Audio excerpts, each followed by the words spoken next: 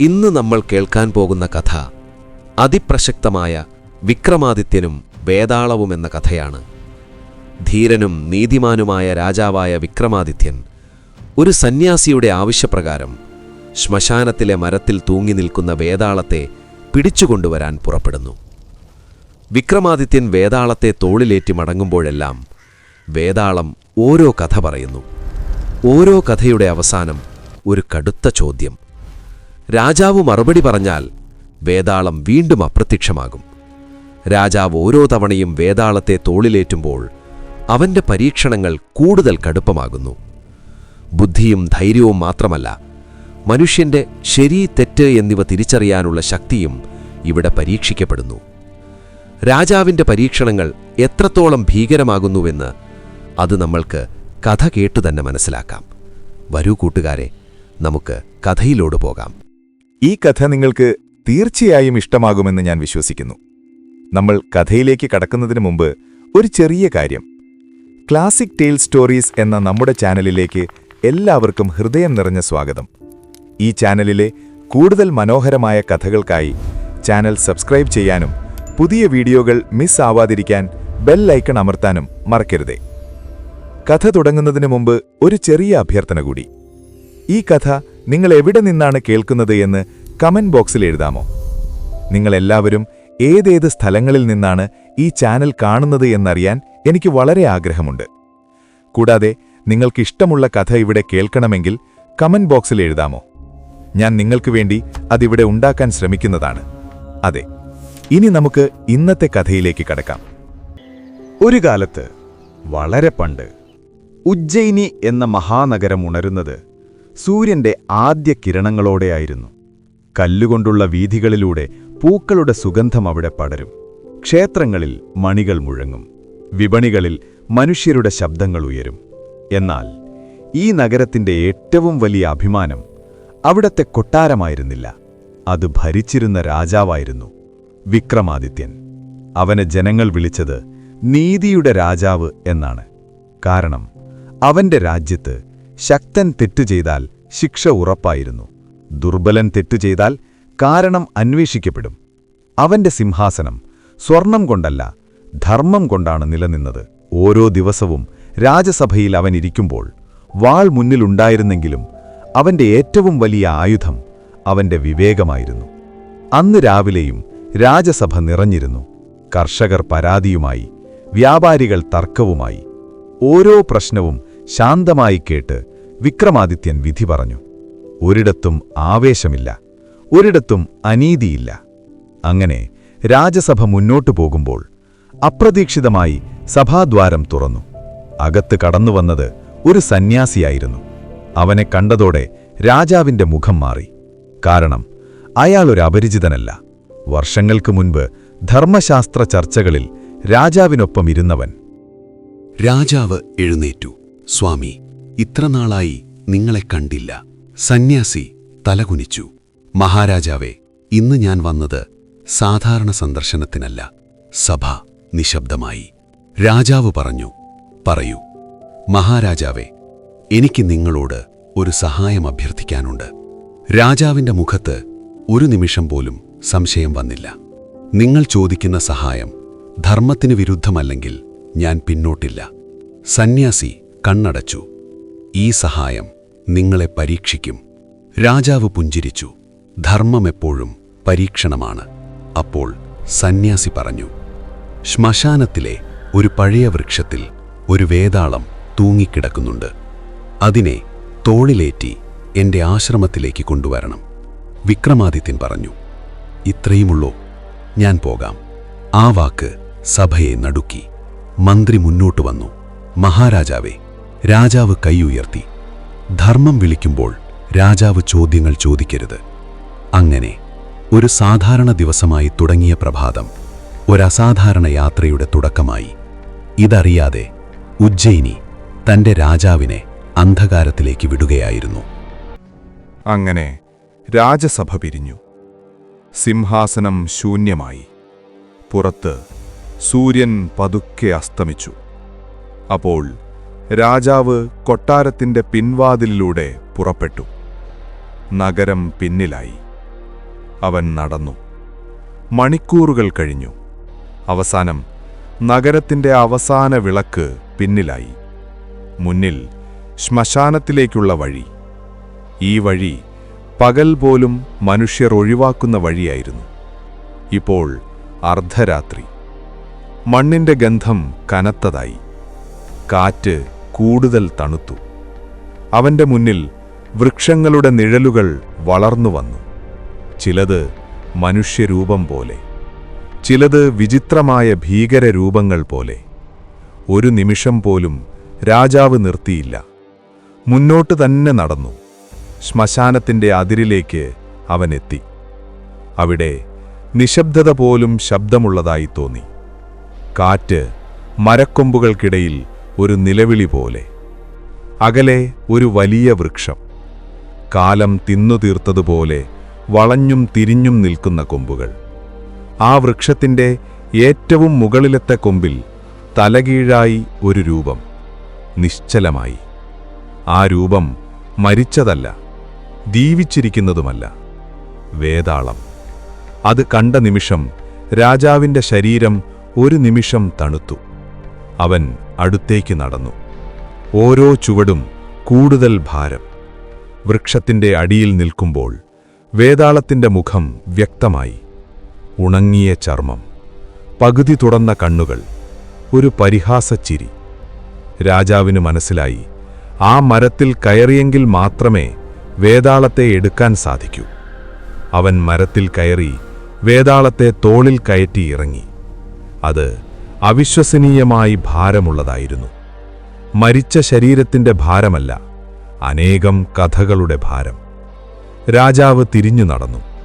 അപ്പോൾ പിന്നിൽ നിന്ന് ഒരു ശബ്ദം. ചിരി. മൃദുവും ഭീകരവുമായ ചിരി. രാജാവേ. ആ ശബ്ദം വൃക്ഷങ്ങളിൽ മുഴങ്ങി. നീ എന്നെ കൊണ്ടുപോകാൻ തീരുമാനിച്ചല്ലോ. രാജാവ് ഒരു വാക്കും പറഞ്ഞില്ല. അവൻ മുന്നോട്ടു നടന്നു. വേതാളം അവന്റെ ചെവിക്കരികിൽ പതുക്കെ പറഞ്ഞു, നിന്റെ മൗനം നിനക്കെത്ര നേരം പാലിക്കാൻ കഴിയുമെന്ന് നമുക്ക് നോക്കാം. വേതാളം പതുക്കെ ചിരിച്ചു. രാജാവിന്റെ ശരീരം മുഴുവൻ ഒരു വിറയൽ. രാജാവേ. അവന്റെ ശബ്ദം ചെവിക്കുള്ളിലേക്ക് ചുരുണ്ടിക്കയറി. രാജാവ് നടക്കുകയായിരുന്നു. വേതാളം തുടർന്നു, നീ എന്നെ അത്ര പെട്ടെന്ന് കൊണ്ടുപോകാമെന്ന് കരുതിയോ? ഇത് നിന്റെ പരീക്ഷണമാണ്. നമുക്കൊരുപാട് ദൂരം സഞ്ചരിക്കാനുണ്ട്. അതുകൊണ്ട് ഞാനൊരു കഥ പറയാം.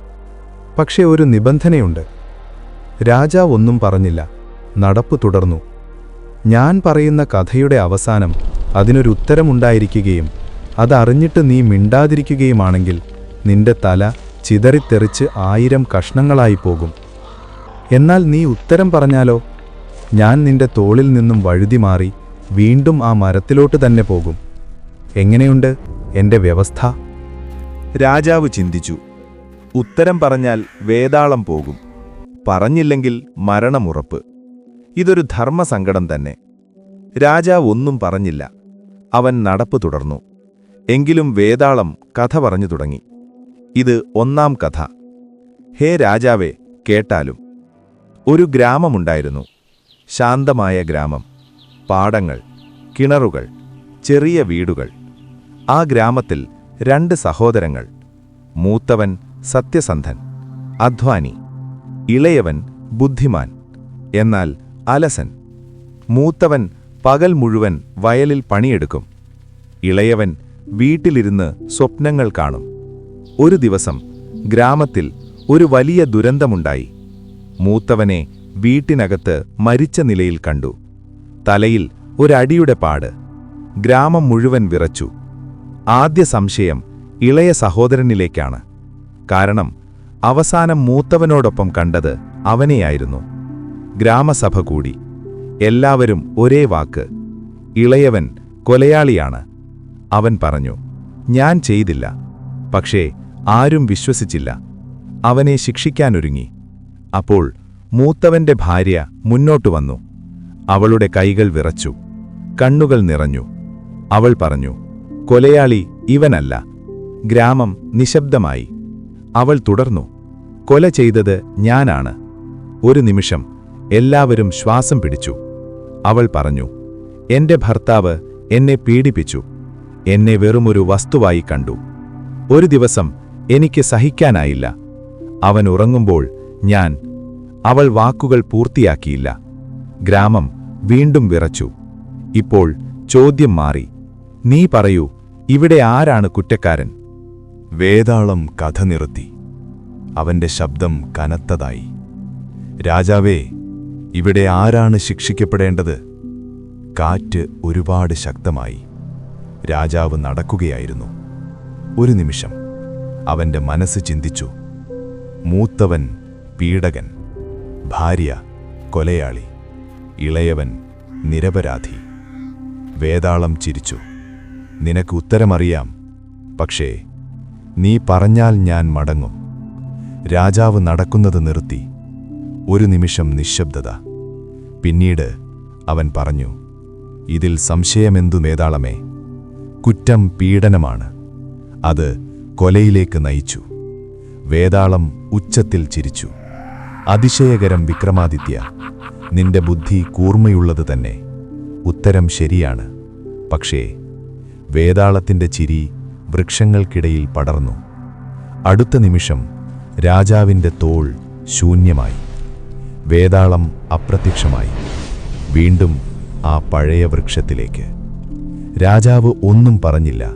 അവൻ തിരിഞ്ഞു നടന്നു, വീണ്ടും ശ്മശാനത്തിന്റെ ആഴത്തിലേക്ക്. വീണ്ടും വൃക്ഷത്തിനടിയിൽ വേതാളം തൂങ്ങി നിൽക്കുന്നു. രാജാവ് മരത്തിൽ കയറി വേതാളത്തെ വീണ്ടും തോളിലേറ്റി. ഇപ്രാവശ്യം ഒന്നും പറയാതെ നടക്കാൻ തുടങ്ങി. പക്ഷേ വേതാളം പതുക്കെ പറഞ്ഞു, "രാജാവേ, ആദ്യ പരീക്ഷണം നീ കടന്നു. ഇനി രണ്ടാം കഥ." രാജാവ് നടന്നുകൊണ്ടിരുന്നു. വേതാളം തോളിൽ കിടന്ന് പതുക്കെ പറഞ്ഞു, "രാജാവേ, ഇനി ഞാൻ പറയുന്നത് പഴയ കാലത്തെ ഒരു ന്യായകഥയാണ്." രാജാവ് നടക്കുകയായിരുന്നു. വേതാളം തുടങ്ങി. ഒരു നഗരത്തിൽ 3 സുഹൃത്തുക്കൾ ജീവിച്ചിരുന്നു. മൂവർക്കും ഒരേ പെൺകുട്ടിയെ ഇഷ്ടമായിരുന്നു. അവൾ മരിച്ചു. മൂവരും ചേർന്ന് അവളുടെ ശരീരം കാട്ടിലടക്കം ചെയ്തു. വർഷങ്ങൾ കഴിഞ്ഞു. ഒരാൾ മന്ത്രശാസ്ത്രം പഠിച്ചു, രണ്ടാമൻ ഔഷധവിദ്യ, മൂന്നാമൻ ആയുധകല. ഒരു ദിവസം അവർ വീണ്ടും അവളുടെ കബറിനരികിൽ വന്നു. മന്ത്രശാസ്ത്രം പഠിച്ചവൻ മന്ത്രം ചൊല്ലി. ശരീരം എഴുന്നേറ്റു. ഔഷധവിദ്യ പഠിച്ചവൻ ജീവൻ തിരികെ കൊണ്ടുവന്നു. അവസാനം ആയുധകല പഠിച്ചവൻ പറഞ്ഞു, "ഇനി അവളെ ഞാൻ കാക്കും." അവൾ ജീവിച്ചു. ഇപ്പോൾ ചോദ്യം, അവൾക്ക് യഥാർത്ഥ ഭർത്താവ് ആരാണ്? രാജാവ് ഒരു നിമിഷം നിന്നു. പിന്നീട് പറഞ്ഞു, "ജീവൻ തിരികെ നൽകിയവൻ അച്ഛനെപ്പോലെ, ശരീരമുയർത്തിയവൻ സഹോദരനെപ്പോലെ, കാക്കാമെന്ന് പറഞ്ഞവൻ ഭർത്താവിനെപ്പോലെ. അവൾ അവൻ്റെയായാണ്." വേതാളം ഉച്ചത്തിൽ ചിരിച്ചു. "അതിശയകരം രാജാവേ." അടുത്ത നിമിഷം വീണ്ടും രാജാവിൻ്റെ തോൾ ശൂന്യമായി. വേതാളം പഴയ വൃക്ഷത്തിലേക്ക്. രാജാവ് ഒന്നും പറഞ്ഞില്ല. അവൻ തിരിഞ്ഞു നടന്നു, വീണ്ടും ശ്വസാനത്തിൻ്റെ ആഴത്തിലേക്ക്. ഒരു നിമിഷം രാജാവിൻ്റെ നെഞ്ചിൽ ചെറിയ ക്ഷീണം. കാലുകൾ ഭാരമുള്ളതായി തോന്നി. എങ്കിലും അത് കാര്യമാക്കിയില്ല. ധർമ്മം ക്ഷീണം ചോദിക്കില്ല. രാജാവ് വീണ്ടും മരത്തിലേക്ക് കയറി. വേതാളത്തെ തോളിലേറ്റി നടന്നു. ഈ പ്രാവശ്യം വേതാളം പതുക്കെ പറഞ്ഞു, "രാജാവേ, എങ്കിൽ നമുക്ക് തുടങ്ങാം മൂന്നാം കഥ. ഇനി ഞാൻ പറയുന്നത് ഭാര്യയും ഭർത്താവും തമ്മിലുള്ള ഒരു പരീക്ഷണ കഥയാണ്." രാജാവ് ഒന്നും പറഞ്ഞില്ല. അവൻ തുടർന്നു. ഒരു ഗ്രാമമുണ്ടായിരുന്നു. ആ ഗ്രാമത്തിൽ ഒരു ദരിദ്ര ബ്രാഹ്മണനും അവൻ്റെ ഭാര്യയും. ഭർത്താവ് സത്യസന്ധൻ, ശാന്തൻ. ഭാര്യ അവനെ ഹൃദയം കൊണ്ട് സ്നേഹിച്ചു. ഒരു ദിവസം ബ്രാഹ്മണൻ ദൂരയാത്രയ്ക്ക് പുറപ്പെട്ടു. പുറപ്പെടും മുമ്പ് ഭാര്യയോട് പറഞ്ഞു, "നീ എൻ്റെ ജീവനേക്കാൾ വലിയതാണ്." യാത്രക്കിടെ ബ്രാഹ്മണനെ കള്ളന്മാർ പിടിച്ചു. അവർ പറഞ്ഞു, "നാളെ പുലർച്ചെ നിനക്ക് മരണം." അതേ രാത്രിയിൽ ബ്രാഹ്മണന്റെ ഭാര്യ സ്വപ്നത്തിൽ ഇതറിഞ്ഞു. അവൾ ഉറങ്ങാതെ ക്ഷേത്രത്തിലേക്കോടി. അവിടെ അവൾ ദേവനോട് പ്രാർത്ഥിച്ചു. അപ്പോൾ ദേവൻ പ്രത്യക്ഷപ്പെട്ടു. ദേവൻ പറഞ്ഞു, "നിന്റെ ഭർത്താവിൻ്റെ ജീവൻ ഞാൻ രക്ഷിക്കാം. പക്ഷേ അതിനു പകരം നീ മറ്റൊരാളെ ഭർത്താവായി സ്വീകരിക്കണം."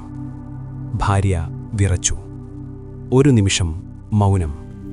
പിന്നീട് അവൾ പറഞ്ഞു, "എൻ്റെ ഭർത്താവിൻ്റെ ജീവൻ രക്ഷപ്പെടുമെങ്കിൽ ഞാൻ സ്വയം നഷ്ടപ്പെട്ടാലും എനിക്ക് ദുഃഖമില്ല." അങ്ങനെ ദേവൻ വാക്കുപാലിച്ചു. അടുത്ത നിമിഷം ബ്രാഹ്മണൻ രക്ഷപ്പെട്ടു. പക്ഷേ ഭാര്യ വേറെ വിവാഹം ചെയ്തു ജീവിച്ചു. ഇപ്പോൾ ചോദ്യം. വേതാളം കഥ നിർത്തി. കാറ്റ് ഇലകളിളക്കി.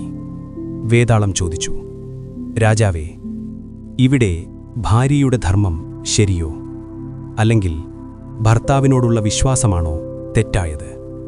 രാജാവ് നടക്കുന്നത് നിർത്തി. ഒരു നിമിഷം. പിന്നീട് അവൻ പറഞ്ഞു, "ധർമ്മം സ്വയം ഇല്ലാതാക്കാൻ ആവശ്യപ്പെടുന്നുവെങ്കിൽ അത് യഥാർത്ഥ ധർമ്മമല്ല. ഭർത്താവിൻ്റെ ജീവൻ രക്ഷിക്കണം, പക്ഷേ സ്വന്തം സത്യത്തെ വഞ്ചിക്കരുത്." വേതാളം പതുക്കെ ചിരിച്ചു.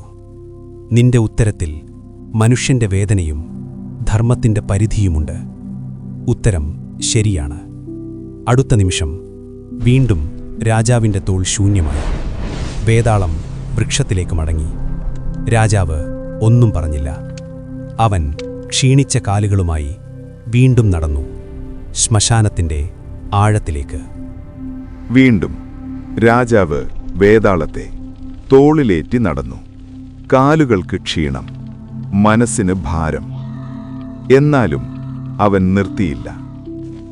വേതാളം പതുക്കെ പറഞ്ഞു, "രാജാവേ, നീ ക്ഷീണിച്ചോ? ഇനി ഞാൻ പറയുന്നത് ഒരു മന്ത്രിയുടെ വഞ്ചനാപരീക്ഷണമാണ്." രാജാവ് നടക്കുകയായിരുന്നു. 4-ാം കഥ. വേതാളം പറഞ്ഞു തുടങ്ങി. ഒരു വലിയ രാജ്യത്ത് ഒരു മന്ത്രിയുണ്ടായിരുന്നു. ബുദ്ധിമാൻ, വാക്കുകളിൽ മധുരം. രാജാവ് അവനെ പൂർണ്ണമായി വിശ്വസിച്ചു. രാജ്യത്തിൻ്റെ നിധികളും രഹസ്യങ്ങളും അവൻ്റെ കൈകളിലായിരുന്നു. പക്ഷേ മന്ത്രിയുടെ മനസ്സിൽ ലോഭം വളർന്നു. ഒരു ദിവസം അയൽ രാജാവ് രഹസ്യമായി സന്ദേശമയച്ചു, "രാജാവിനെ വഞ്ചിച്ചാൽ പകുതി രാജ്യം നിനക്ക്." മന്ത്രി ഒരു നിമിഷം കുലുങ്ങി. പക്ഷേ ലോഭം ധർമ്മത്തെ മറികടന്നു. അവൻ രാജാവിൻ്റെ യുദ്ധരഹസ്യം ശത്രുവിന് നൽകി. അങ്ങനെ യുദ്ധമുണ്ടായി. രാജ്യം വലിയ നഷ്ടം നേരിട്ടു. പക്ഷേ രാജാവ് രക്ഷപ്പെട്ടു. ശേഷം മന്ത്രി കണ്ണീരോടെ രാജാവിൻ്റെ മുന്നിൽ വന്നു. "എന്നെ വഞ്ചിച്ചു" എന്നു പറഞ്ഞു. രാജാവ് അവനെ വിശ്വസിച്ചു. പക്ഷേ രാജ്ഞി എല്ലാം മനസ്സിലാക്കിയിരുന്നു. അവൾ രാജാവിന് തെളിവ് നൽകി. അവസാനം മന്ത്രി കുറ്റം സമ്മതിച്ചു. വേതാളം കഥ നിർത്തി. കാറ്റ് ഒരു നിമിഷം നിശബ്ദമായി. വേതാളം ചോദിച്ചു, "രാജാവേ, ഇവിടെ ആരാണ് ഏറ്റവും വലിയ കുറ്റക്കാരൻ? വഞ്ചിച്ച മന്ത്രിയോ, അല്ലെങ്കിൽ അന്ധമായി വിശ്വസിച്ച രാജാവോ?" രാജാവ് നടക്കുന്നത് നിർത്തി. ഒരു നിമിഷം. പിന്നീട് പറഞ്ഞു, "വഞ്ചന ചെയ്തവൻ കുറ്റക്കാരൻ. പക്ഷേ കണ്ണടച്ച വിശ്വാസം രാജാവിൻ്റെയും തെറ്റാണ്. ധർമ്മം വിശ്വാസത്തോടൊപ്പം ജാഗ്രതയും ആവശ്യപ്പെടുന്നു." വേതാളം മൃദുവായി ചിരിച്ചു. "നിന്റെ ഉത്തരം രാജാവിനെയും മനുഷ്യനെയും ഒന്നായി കാണുന്നു." അടുത്ത നിമിഷം വീണ്ടും രാജാവിൻ്റെ തോൾ ശൂന്യമായി. വേതാളം പഴയ വൃക്ഷത്തിലേക്ക് മടങ്ങി. രാജാവ് ഒന്നും പറഞ്ഞില്ല. അവൻ ക്ഷീണത്തോടെയും ധൈര്യത്തോടെയും വീണ്ടും നടന്നു, ശ്മശാനത്തിന്റെ ആഴത്തിലേക്ക്. വീണ്ടും രാജാവ് ആ മരത്തിന്റെ ചുവട്ടിലോട്ട് നീങ്ങി വേതാളത്തെ തോളിലേറ്റി തിരികെ നടന്നു. ക്ഷീണം ഇപ്പോൾ രാജാവിന്റെ മുഖത്ത് കാണാം. എങ്കിലും അവൻ നിർത്തിയില്ല. വേതാളം നിശബ്ദം തകർത്തു. ഇനി 5-ാം കഥ.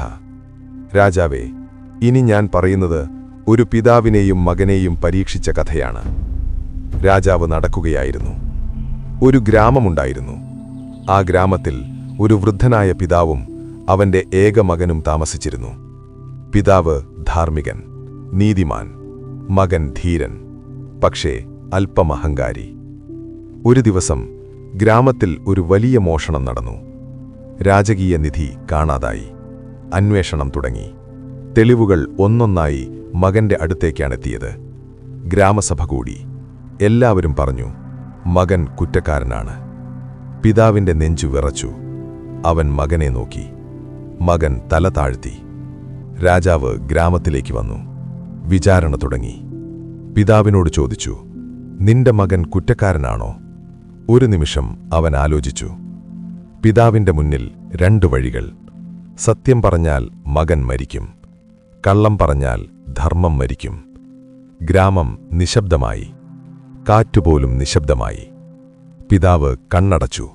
പിന്നീട് പറഞ്ഞു, അതെ, എന്റെ മകൻ കുറ്റക്കാരനാണ്. മകന്റെ കണ്ണുകൾ നിറഞ്ഞു. ശിക്ഷ വിധിച്ചു. ശേഷം മകൻ ചോദിച്ചു, അച്ഛാ, എന്നെ രക്ഷിക്കാമായിരുന്നല്ലോ. പിതാവ് പറഞ്ഞു, മകനെ, ഞാൻ നിന്നെ ജീവിക്കാൻ പഠിപ്പിച്ചു. ഇപ്പോൾ ധർമ്മം പഠിപ്പിക്കേണ്ട സമയം വന്നിരിക്കുന്നു. വേതാളം കഥ നിർത്തി. ശ്മശാനം നിശബ്ദം. വേതാളം ചോദിച്ചു, രാജാവേ, ഇവിടെ പിതാവ് ശരിയായ തീരുമാനമാണോ എടുത്തത്? രാജാവ് നടക്കുന്നത് നിർത്തി. ഒരു നിമിഷം അവൻ ആലോചിച്ചു. അവനു അറിയാമായിരുന്നു അതിൻ്റെ ഉത്തരം. അവൻ മനസ്സിൽ പറഞ്ഞു, ഞാനിതു പറഞ്ഞില്ലെങ്കിൽ എൻ്റെ മരണമുറപ്പ്. അവസാനം രാജാവ് പറഞ്ഞു, പിതാവ് ശരിയായ തീരുമാനമാണ് എടുത്തത്. ധർമ്മം രക്തബന്ധത്തേക്കാൾ വലുതാണ്. മകനെ ശിക്ഷയിലൂടെ പിതാവ് രക്ഷപ്പെടുത്തി. വേതാളം പതുക്കെ ചിരിച്ചു.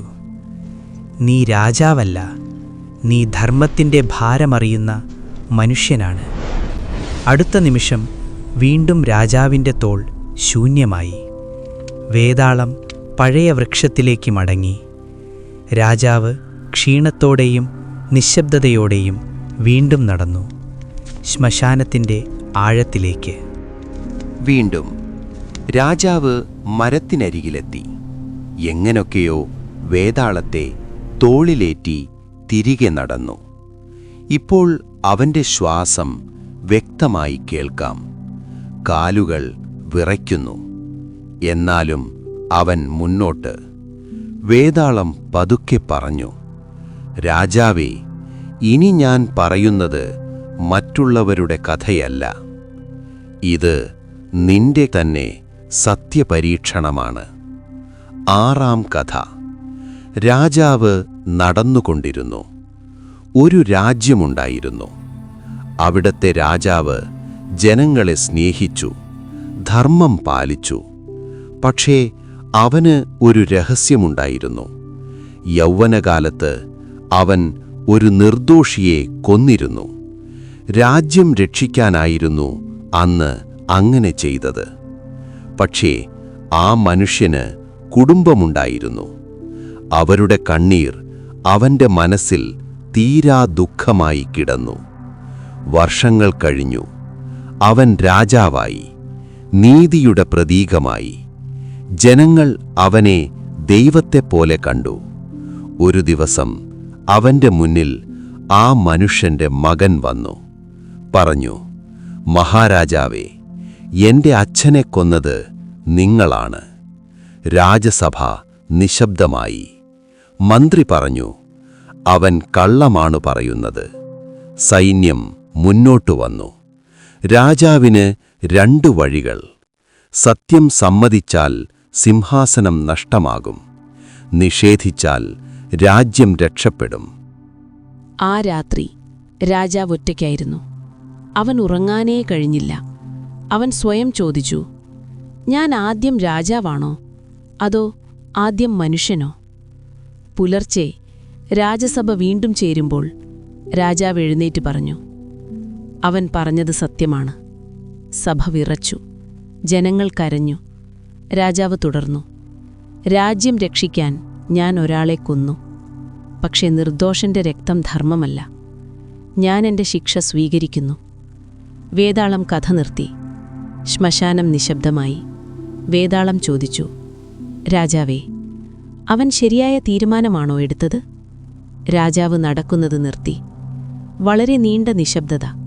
പിന്നീട് പറഞ്ഞു, രാജ്യം രക്ഷിക്കാൻ നിർദോഷനെ കൊല്ലുന്നത് ധർമ്മമല്ല. അത് അവസ്ഥയുടെ ബലഹീനതയാണ്. ഒരു നിമിഷം നിർത്തി.